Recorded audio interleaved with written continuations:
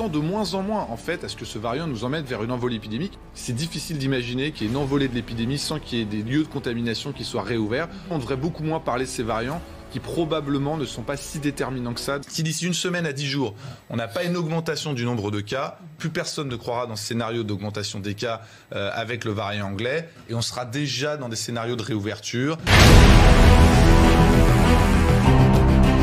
On a passé un pic et on est plutôt en train de rediminuer dans quasiment tous les départements de France.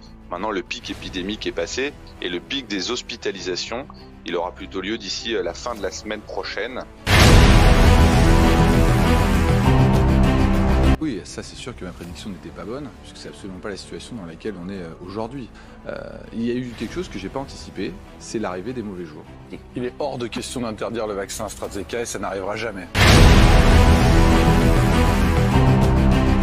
Les gens qui ont plus de 65 ans ont une dette envers les jeunes. Et toutes les doses de ce précieux vaccin, on les met dans des EHPAD où honnêtement les gens ils attendent la mort. C'est-à-dire que les médecins poussent les patients en réanimation.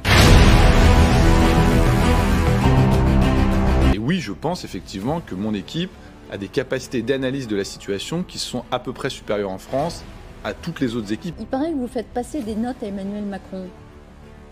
Oui, je fais passer des analyses surtout, plus que des notes, sur notre interprétation des données, la façon dont les choses vont évoluer, l'impact des différentes décisions qui peuvent être prises, des simulations.